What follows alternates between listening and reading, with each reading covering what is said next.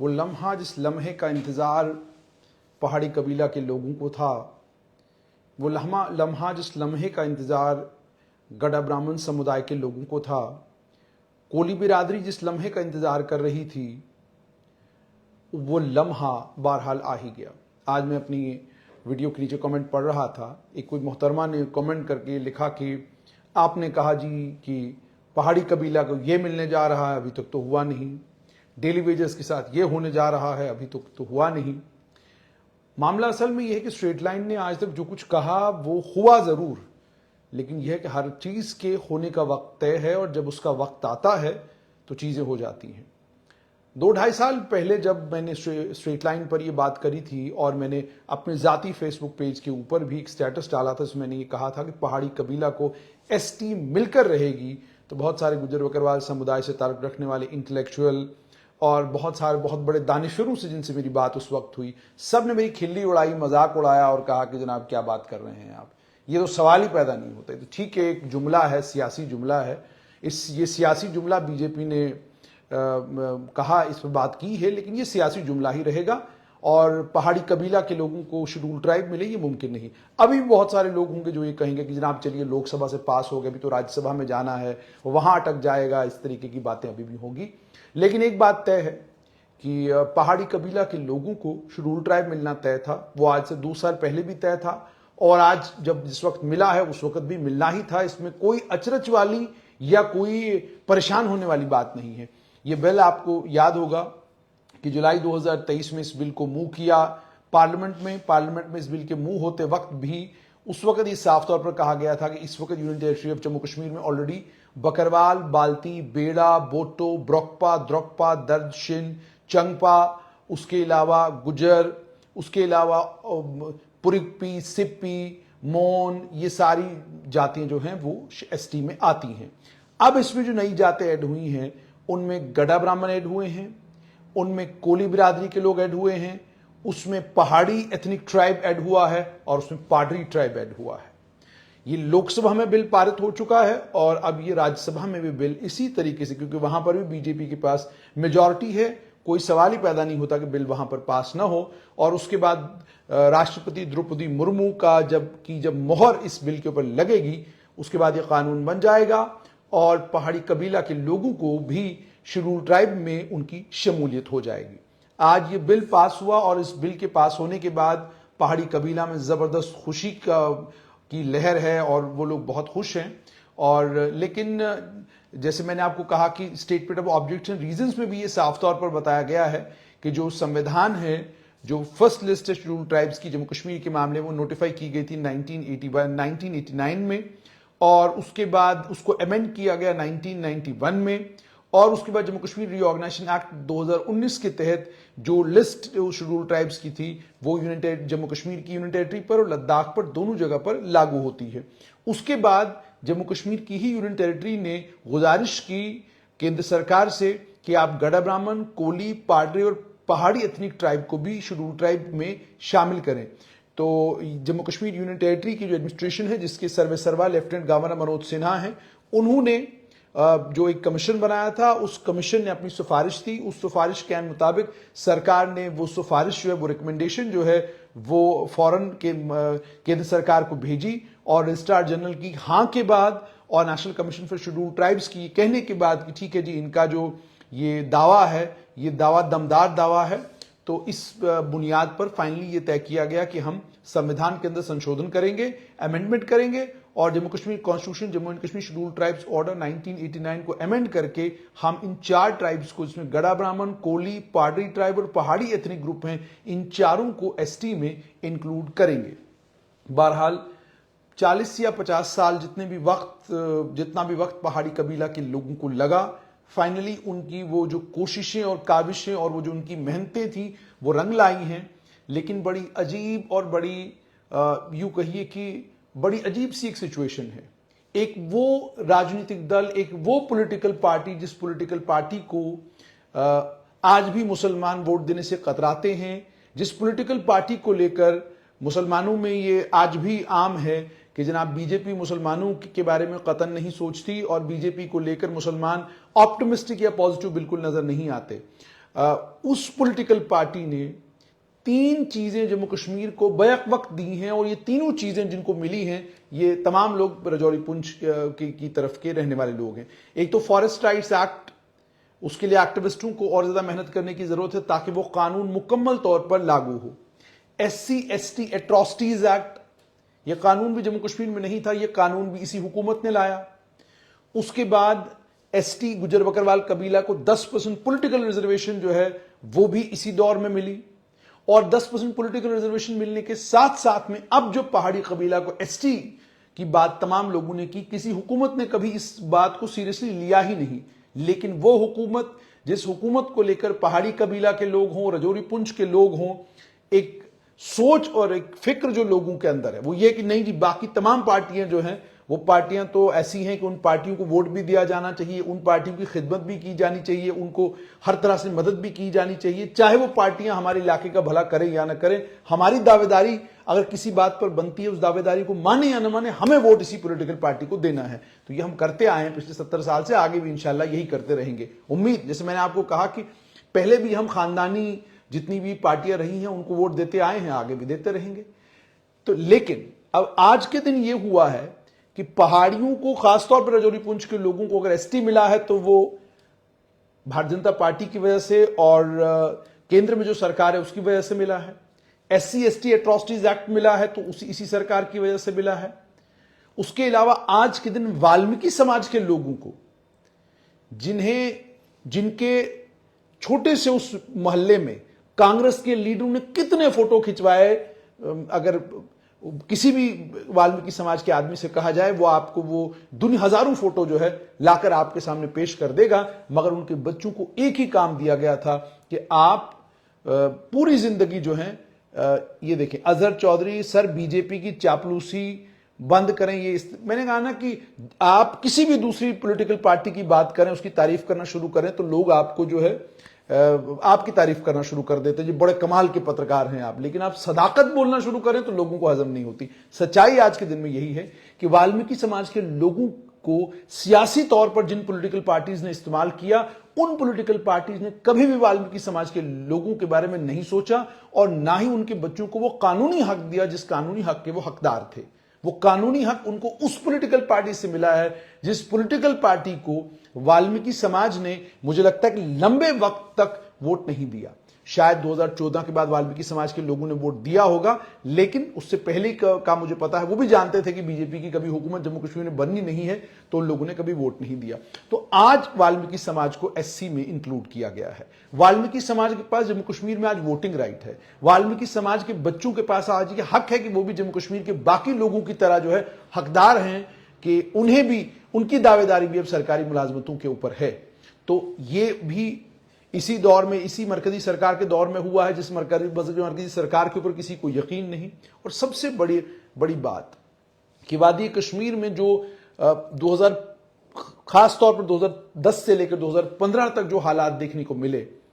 जिन हालात में पैलेट भी चले, जिन हालात में बुलेट भी चली, आपको 2009, 10, 11 ये 3 साल अगर आप याद करें तो कितने बच्चों की हलाकत जो है वो जब वादी कश्मीर में हुई। उसके बाद आप 2014 से लेकर 2018 तक की बात करें तो पैलेट चले, तो उसके बाद वादी कश्मीर में क्या कुछ हुआ, कौन बरसर इख्तियार थे वो भी आप लोग जानते हैं। लेकिन 5 अगस्त 2019 से लेकर साल 2024 आज है, सख्ती जरूर हुई, परेशानी जरूर लोगों को आई, लेकिन कार्रवाइयां आतंकवादियों के खिलाफ हुई। आम लोगों को परेशान नहीं किया गया, आम लोगों को तंग नहीं किया गया। जिसने मुल्क के खिलाफ बंदूक उठाई है, जो मुल्क के खिलाफ साजिशें कर रहा है, जो मुल्क के खिलाफ दुश्मन मुल्क के साथ मिलकर अपने ही मुल्क की तबाही और बर्बादी के प्रोग्राम बना रहा है, उसके खिलाफ सख्त कानूनी कार्रवाई हुई है। तो जाहिर सी बात है, और इन्हीं 5 सालों में ये 5वां साल है कि वादी कश्मीर में टूरिस्टों का मेला लगा हुआ है। और अगर 25,000 लाख रुपया, 1.5 लाख रुपए का कश्मीर में कमरा मिल रहा है तो उसका मतलब साफ तौर पर यह है कि बहुत हद तक हालात वादी कश्मीर के बेहतर हुए हैं। इन्हीं बेहतर हालातों की वजह है कि आतंकवादियों को अपना बेस शिफ्ट करके राजौरी और पुंछ के जंगलों में छुपना पड़ रहा है। वहां पर जो है वो फौज को बुज़दिलों की तरह निशाना बना रहे हैं। तो आज के दिन, हालांकि ये बातें मुझे नहीं करनी चाहिए थी, क्योंकि आज के दिन ये बहुत बड़ी डेवलपमेंट हुई है कि पहाड़ी कबीला के लोगों का जो ST की मांग थी, उस मांग को मानते हुए मरकजी सरकार ने आज जो है ST स्टेटस देने के लिए जो बिल ऑलरेडी प्रपोज था, जो बिल ऑलरेडी लोकसभा में था, उस पर डिबेट हुआ और डिबेट के बाद उस बिल को पास कर दिया गया है। अब ये बिल राज्यसभा में जाएगा और राज्यसभा में पारित जिस दिन ये बिल हो जाता है, हो सकता है ये कल ही बिल वहां पर पास हो जाए, और कल जब राज्यसभा में ये बिल पास होगा उसके फौरन बाद आप 1-2 दिन के अंदर या 2-4 दिन के अंदर अंदर राष्ट्रपति के भी इस बिल पर हस्ताक्षर हो जाएंगे और पहाड़ी कबीला के लोगों को एसटी मिल जाएगी। मगर इस एसटी के मिलने के बाद जो मेरे पास इतलात है उसके मुताबिक गुजर बकरवाल कबीला के वो जी शऊर लोग और वो वकला साहिबान और वो तमाम इंटेलेक्चुअल और वो तमाम जितने भी सोशल एक्टिविस्ट हैं, वो लोग भी तैयारी कर रहे हैं कि हम सुप्रीम कोर्ट में इस बिल के पास होने के बाद ये जो बिल है इसे चैलेंज करेंगे और सुप्रीम कोर्ट के सामने ये गुहार लगाएंगे कि जनाब आप जुबान की बुनियाद पर किसी को एसटी कैसे दे सकते हैं। तो चलिए वो एक लीगल चैलेंज है। वो लीगल चैलेंज जाहिर सी बात है वो लोकतांत्रिक हक है हर एक आदमी का कि अगर कोई चीज आपको लगती है कि उससे आपका हक छीना जा रहा है तो आप कोर्ट में जाकर जो है दावा पेश कर सकते हैं, और दावा पेश करने के बाद अगर कोर्ट आपके दावे को मानती है तो जाहिर सी बात है उसका आपको फायदा होगा। अच्छा, एक और बड़ी इंटरेस्टिंग डेवलपमेंट हुई है, वो भी मैं आपके साथ शेयर जरूर करूंगा कि किसी ने यह भी नहीं सोचा था कि 5 अगस्त 2019 के बाद मरकज में बीजेपी की सरकार होगी और जम्मू कश्मीर में एससी को खत्म किया जाएगा, सोशल कास्ट को खत्म किया जाएगा। शेड्यूल कास्ट नहीं, सोशल कास्ट। सोशल कास्ट की ओएससी की कैटेगरी होती थी, अदर सोशल कास्ट की कैटेगरी को खत्म कर दिया गया और नई एक कैटेगरी जो पूरे मुल्क भर में थी, OBC, other backward classes. Other backward classes की कैटेगरी जम्मू कश्मीर में भी अब अदर बैकवर्ड क्लासेस की कैटेगरी आ गई है। अब इस अदर बैकवर्ड क्लासेस में भी आप बहुत सारे लोग हुए हैं जिनको शायद जानकारी नहीं होगी, एक बहुत बड़ा मुसलमानों का तबका है जिस मुसलमानों के तबके को महरूम रखा गया था क्योंकि आप वो एससी में आते नहीं थे, ओएससी में उनको डाला नहीं जाता था। लेकिन अब अदर बैकवर्ड क्लासेस की जो कैटेगरी आई है, इसमें हांजी, इसमें मोची, इसमें इसके अलावा कई और जाते हैं। डोडा के ही मेरे इलाके में बहुत सारे लोग जो कसाई का काम करते हैं, उन्हें मालूम करना चाहिए, वो भी अदर बैकवर्ड क्लासेस में जो शामिल किए गए हैं। इसके अलावा अन्य कई और कास्टें हैं जिन कास्टों को शायद मालूम भी नहीं है कि उन्हें ये मौका गनीमत मिला है। और मैं इसलिए भी खुश हूं कि उस इलाके में बहुत सारे ऐसे लोग हैं जिनके बच्चे बड़े मेहनती थे लेकिन उन्हें सरकारी मुलाजमत इसलिए नहीं मिल पाती थी क्योंकि ना तो वो आरबीए उनके पास था क्योंकि वो शहर में रहते हैं, ना वो एससी में थे, ना वो ओबीसी में थे, ना उन्हें ओएससी का सर्टिफिकेट मिलता था। अब कम से कम उनको ओबीसी का सर्टिफिकेट मिलेगा तो ओबीसी के सर्टिफिकेट का उनको फायदा ये होगा कि वो जो ओबीसी के लिए रिजर्वेशन है उस रिजर्वेशन के खाते में ये बच्चे भी जो है वो जुड़ जाएंगे। तो कहने का मतलब ये है कि वो एक हुकूमत जिस हुकूमत से तवक्कात इस तरह की वाबस्ता लोगों की नहीं थी और जिस पॉलिटिकल पार्टी को लेकर आज भी मुसलमानों का एक जहन और एक सोच है और वो बनी हुई है, उस सोच में भी कोई बदलाव मुझे कहीं आता हुआ दिख नहीं रहा। लेकिन उसी पॉलिटिकल पार्टी ने वो तमाम चीजें कर दी जम्मू कश्मीर में जो चीजें बाकी किसी भी पॉलिटिकल पार्टी ने अपने वक्त या अपने दौर में नहीं की। अब और एम्स जो है, all India institute of medical sciences, वो जो है लगभग मुकम्मल होने जा रहा है। ये भी अचंभे वाली बात है कि विजयपुर में एम्स जो है वो मुकम्मल होने जा रहा है। आप अंदाजा लगाइए 5 सालों के अंदर अंदर इतनी बड़ी बड़ी बिल्डिंगें, हालांकि उसके लिए बहुत हद तक जो उसका क्रेडिट है वो जिन्हें जिम्मेदारी दी गई, जो डायरेक्टर हैं इस all India institute of medical sciences के प्रोजेक्ट के, उन्हें उसका क्रेडिट जाता है। But all India institute of medical sciences अब जल्द ही जम्मू में विजयपुर में फंक्शनल होने जा रहा है। तो कुल मिलाकर बात ये कि फिलहाल का पहाड़ी कबीला के लोग आज खुशी मना रहे होंगे, पर मेरी गुजारिश पहाड़ी कबीला के लोगों से, उनके लीडरों से, उनके रहनुमाओं से, उनके इंटेलेक्चुअलों से, उनके तमाम लोगों से कि मेहरबानी करिए, मेहरबानी करके ऐसा कोई लफ्ज अपनी जुबान से न निकालिएगा, ऐसी कोई बात मत कीजिएगा जिससे गुजर बकरवाल कबीला के लोग हों या बाकी कबीले के लोग हों, उनके जज्बात मजरूह हों, उनके एहसासात मजरूह हों और लड़ाई और झगड़े वाला माहौल बने। ये जुबान भी ठीक नहीं है। भारतीय जनता पार्टी के प्रदेश अध्यक्ष रविंद्र रैना ने बड़ी बार ये कहा कि कड़ाका कड़सी, लेकिन ये भी मुझे लगता है जुबान ठीक नहीं है। जुबान इसलिए ठीक नहीं है क्योंकि आप एक पॉलिटिकल लीडर हैं, आप एक राजनीतिक आदमी हैं, आपको गुजर बकरवाल समुदाय से भी वोट मांगना है, आपको पहाड़ियों से भी वोट मांगना है। जो पहाड़ियों को मिला है वो उनकी बका, उनकी बहबूद के लिए उनको बका और उनकी बहबूद के लिए है। और जो गुजर बकरवाल कबीले के पास ऑलरेडी है उसमें कोशिशें और काविशें तमाम लोगों की रहनी चाहिए कि गुजर बकरवाल कबीला में खास तौर पर वो बकरवाल समुदाय जो गरीब हैं, आज भी खाना बदोश हैं, आज भी घरों से निकलते हैं, और कितनी जगहों पर उनकी वीडियोस वायरल होती हैं। कभी माल मवेशी के चक्कर में उनको मार पड़ रही है, किसी और जगह कहीं पर किसी और नाम पर, कभी मजहब के नाम पर उनको परेशान किया जाता है। तो उस बकरवाल कबीला का भी भला हो, उस बकरवाल कबीले को उस रिजर्वेशन का फायदा हो, इस चीज के लिए कोशिशें और काविशें सबको करते रहनी चाहिए। और कम्युनिटी के लोगों को भी कोशिश करनी चाहिए कि ठीक है, आप एसटी आपको मिल गया है, इससे एक लीगल चैलेंज से गुजरना जरूरी भी है कि अगर एक लीगल चैलेंज आता है और सुप्रीम कोर्ट से मोहर लग जाती है तो उसके बाद ये डिबेट फॉर एवर के लिए जो है वो खत्म हो जाएगी। मगर अगर वो लीगल चैलेंज से पहले भी और लीगल चैलेंज के बाद भी मेरी दोनों समुदाय के लोगों से ताल्लुक है, वो गुजारिश है कि मेहरबानी करके ऐसे अल्फाज का इस्तेमाल एक दूसरे के खिलाफ मत करिएगा जिससे किसी के जज्बात या एहसासात मजरूह हो।